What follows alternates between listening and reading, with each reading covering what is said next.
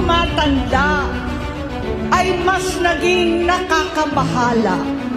Batid ko na nagda-drug siya. Minsan, kami ng Presidential Guard at Metro Bomba ang naglilinis tuwing nagpa-party po sila. Kinumbinsi ko pa si Bongbong, pakasalan mo na si Lisa. Naisip ko noon, kapag nag-asawa siya, malalagay na sa tahimik at magkakaroon ng direksyon. Ang laki ng pagkakamali ko.